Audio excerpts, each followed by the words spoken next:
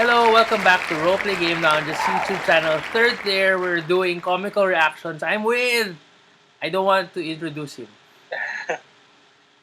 Well, di na kailangan ng introduction, but thank you for having me. Highly recommended to papanoorin natin. I stopped watching kasi gusto kong panoorin to together with you. So, let's see kung totoo yung sinasabi nilang maganda ba yung episode. And ang nakaraan sa Gameboys. Meron pang ganun? Okay, kaya mo yan. Nagkita na sila. Last time ko kasi pinapanood yung episode 10. What? Yung initial release date. So, it's been a while. 8 was my favorite episode. Pero nagkaroon ng nagkaroon ng bagong conflict silang siningit na yung mom wanted to move the family to Bukidnon. And so oh yeah, I remember that. Okay. And so Kai was planning to tell Gav, pero mag-meet na lang daw sila. So tuwang-tuwa naman si Gav na mag-meet. So ito yung merong plastic cover scene. Yes. So yun yung nakaraan. Okay. They finally meet. Okay. But parang siguro sa excitement na magkikita sila, they forgot about the issue and they met and Gav brought Kai dun sa overpass. Sa Pasig yun. Sa Ortigas. And then there was this plastic barrier where they were able to hug parang sa hospital na incubator or something. And then they kissed through the plastic. Alright. Are you ready? That's how it ended, diba? Yes, that's how it ended. Pero parang pinahaba nila kasi 3 episodes pa. Parang what will happen pa? Sana hindi filler. Pero ang favorite character ko si Pearl. Well, you and a lot of them, ang favorite character si Pearl. Siguro ako lang yung will go against the tide. And I will go na ang favorite character ko is si Terrence. So far. Okay. Pero si Pearl is slowly starting her charms on me starting to decline. Kasi parang one note na lang siya. Buti na lang siningitan siya ng nung bagong story din na who that girl was calling na excite siya. So maybe that yung spin-off will revolve around that story. Could be. Yeah. Are you ready? Ako ganun ka... Yeah, go ahead. Start na tayo. Wait lang. Starting recording on the other one. 0-0 on 3. Bale, pag sabi ng 3, play. Okay. Okay. 1, 2, play. 2,000 years later. And stop. Alright. What are your thoughts?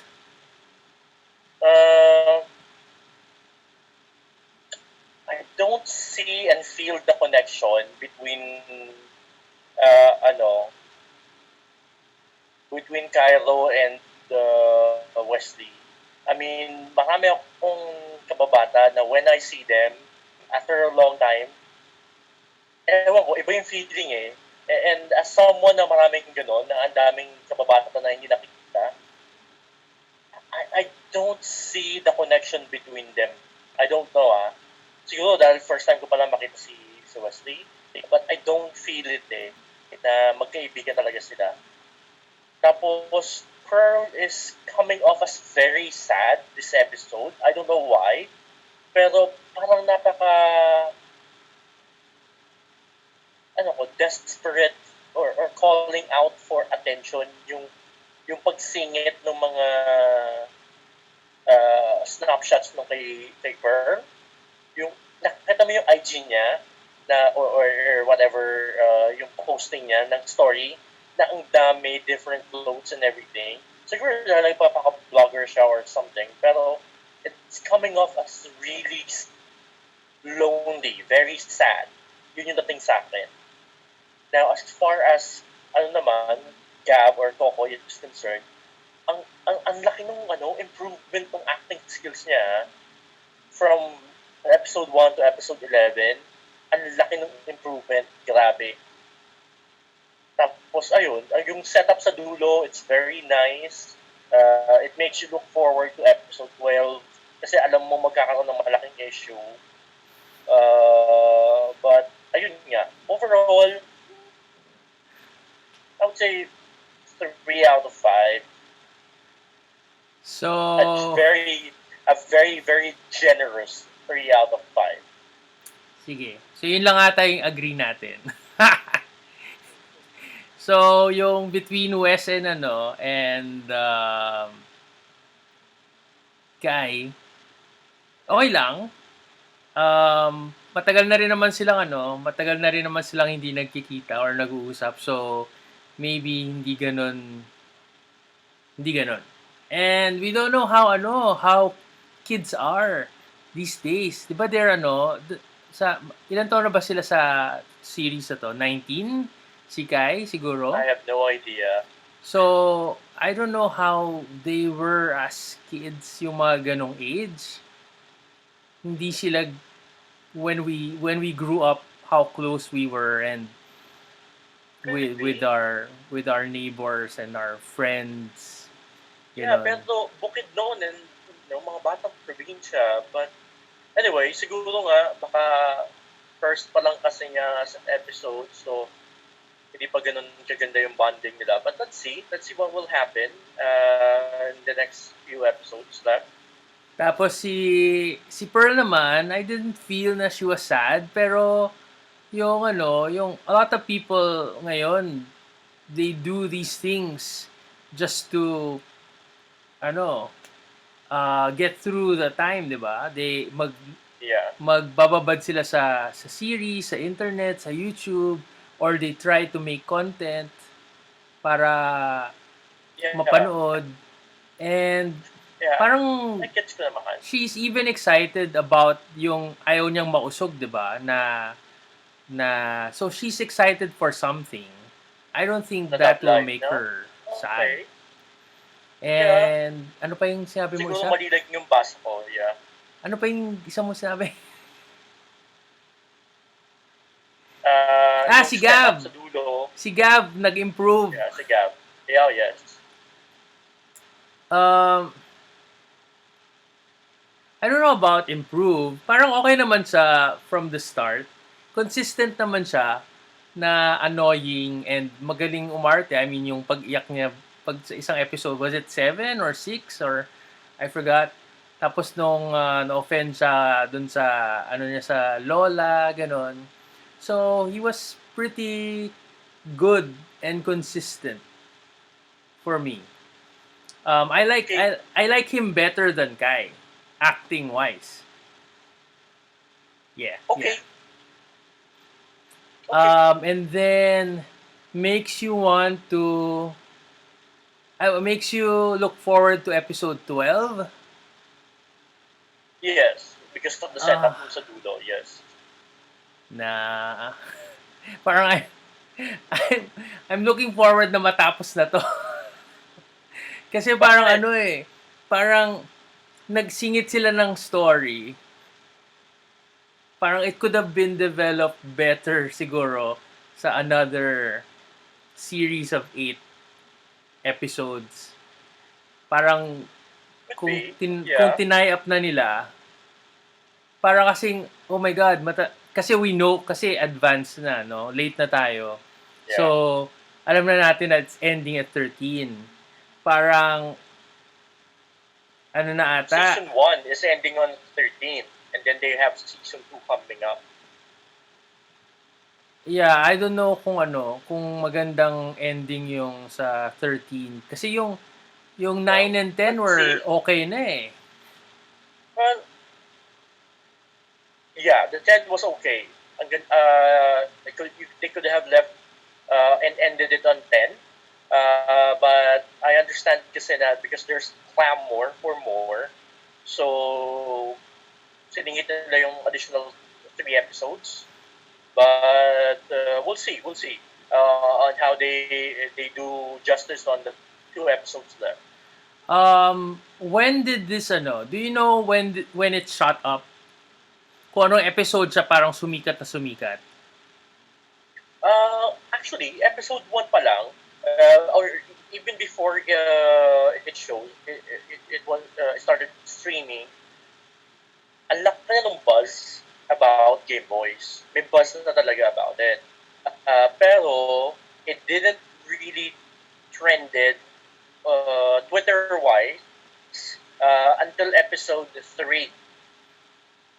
Okay. Episode 1, there were a few people watching it na. Episode 2, nag-snowball na, lumalaki na. But pagdating ng episode 3, wala ka nang makarinig sa Twitter kundi Gameboys. So, I think they planned this for 8 episodes. And then they were shooting maybe 3 or 4 episodes in advance. So, parang meron I think they planned for 10. silang...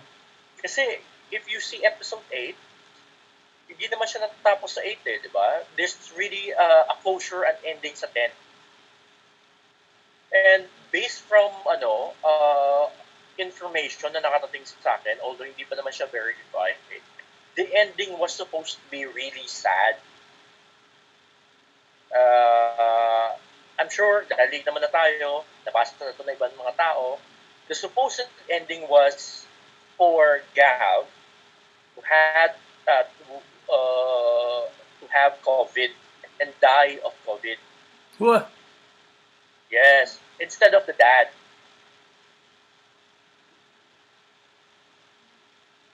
So on episode 10, Gav will have died, and then super devastated si Kai, and then it shows how bad this pandemic really is. But then there was really the advent of BL or boys love, and then during coming from the shadow or the steps of Together the series, the super sikat na sinundan nila, they have to make adjustments based on the current commercial success na meron.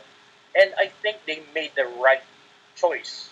If ever man, they made the right choice. I mean, parehas tayo, we're sucker for sad endings. Mas prefer natin yun. Mas realistic kasi. But as far as BL content is concerned, they made the right choice. So explaining yung why I think it was supposed to end 8 or 10 episodes is, I think napansin ko na nagkaroon sila ng sponsor around the 7th episode, si TM. And then this episode, anong episode ba to? 11? Yung may bench? Yeah. So, parang a sponsor would come in, they would dictate na, hey, I want to sponsor, pero I want to be seen in a number of episodes. So, I can't go in and at the end na. Episode 9 pa lang, may buzz na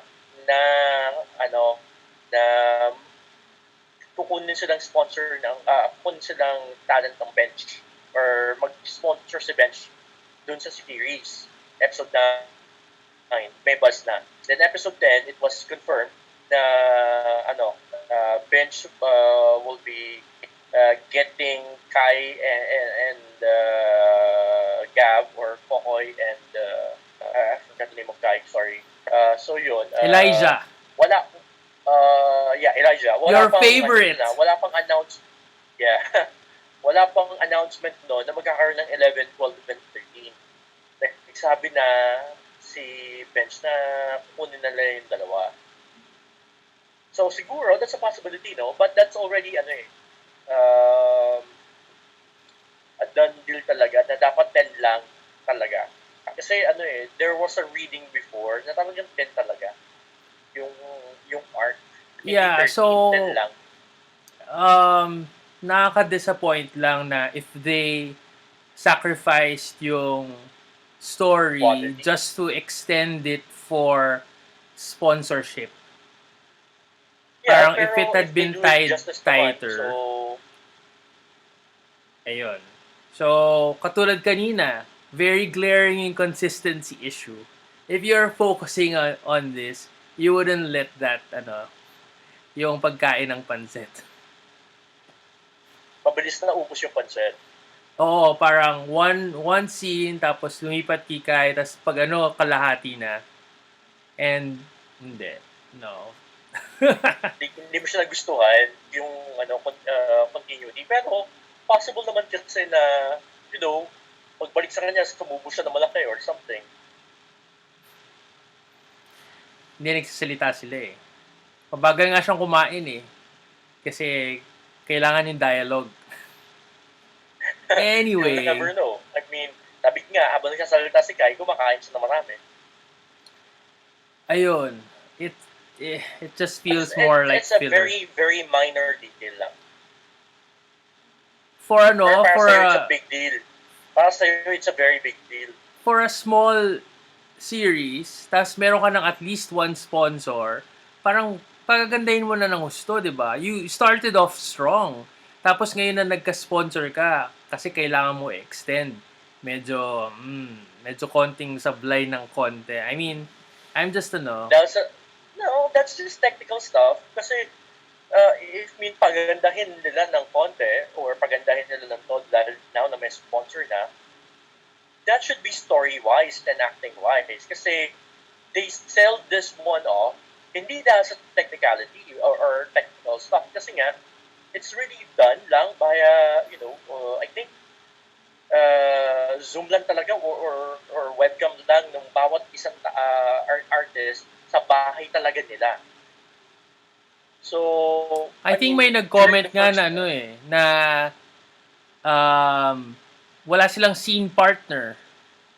Oh, wala talaga. That's why it's really, really good acting-wise for each of them. Pero technicality, matagal na silang hindi talaga perfect pagdating sa technical stuff, like continuity and everything. Dinadala na talaga nila sa acting and story, and yun yung mabenta. And so far naman, acting-wise, consistent sila, nag-improve pa nga. Story-wise, I don't know.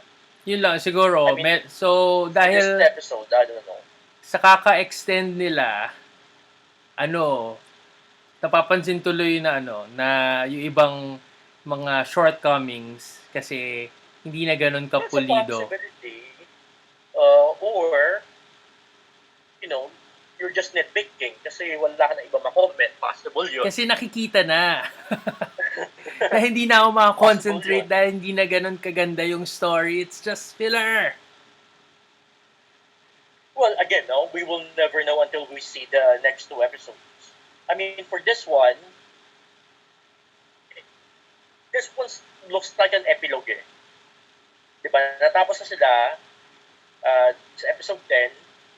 They said their goodbyes, they said their love, and everything na.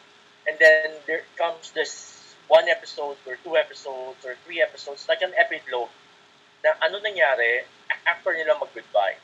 So apparently, yun nga, setting up mga boxes and everything. So we're really going that stretch of an epilogue na could have done it in 1 episode, ginawa nilang 3. But that's why siguro medyo yung episode. But we'll see on how they will carry and develop from this one up to the end, which is the 13th episode. We'll see. It's hard to judge kasi on just 1 episode. Pero if they don't do justice for those 3 episodes, there's something wrong. Or if they can do justice naman, so then it's okay for them to make the extension. So parang I don't know, I don't read yung mga stuff on Twitter, so I don't know yung reaction nila sa ending, if nag Game of Thrones and finale ang ending. Well, so far, based sa mga nabasa ko and narinig ko, The ending was good. Pero these The are ending was good. I mean, yung mga na-develop na fan base from episode 1 Oh to 12, yes. they will Oh not yes. just turn Sa mga away fans, from... pero let's say Game of Thrones, oh come on. Lahat tayo nagiging fans ng Game of Thrones, and then napakawalang kwenta nung season 8. And even if you're a fan, you will know walang kwenta yung season 8. So, if you're a fan of this series, and then nakita mo talagang walang kwenta yung ending at 13, I doubt naman that they will say na maganda pa rin siya. But basing on the reaction of the people, do sa 13, they were happy, they were satisfied. So, siguro talagang, I don't know, this is just a start, kaya ganyan, like a pilot or something, kaya ganyan, and then we'll see kung ano mangyari sa 13. I'm actually looking forward to watching and seeing how they end the series. Well, they really don't end it just the season kasi magkakaroon ng season 2, no? Pero I'm really excited to see how they will end the season. Yun lang. What do you have any thoughts kung how this will go? How the story will go? Well, it's very obvious from the from the setup to sa dulo, no, na magkakaroon ng conflict, big conflict sa 12. Magkakaroon ng major iyakan yan for sure. Kasi nagselo si Gav, Real, kay Wesley, and then pumapasok si Terrence sa dulo. Na obvious naman, alam naman ni Gav na hindi okay kay Cairo. So once Cairo finds out na nag-uusap na ulit si Terrence at si Gabriel, super going to be a big deal. Mag-iiyak si Cairo, and then sasabihin naman ni Gav na ganun din yung issue niya kay Wesley, and then it's going to be one big fight of, Tapos throwing aalis things siya, like, pupuntang bukid nun. yes, exactly, ganyan. And then there's just, well, yung bukid nun is yung foreshadowing, yung lingering terror, kumbaga sa libro, na parang yun yung general arc ng story na ito yung lingering thought na merong bukid nun na paparating, pero while meron niyang ganyan paparating na for lack of better term is ending or terror, we're still dealing with the small issues going there. So yung destination, ito yung experiences during the travel, and magkakaroon talaga ng maraming bako-bako and issues. So it's going to be a tearjerker para sa akin, yung tingin ko ang mangyari sa episode 1.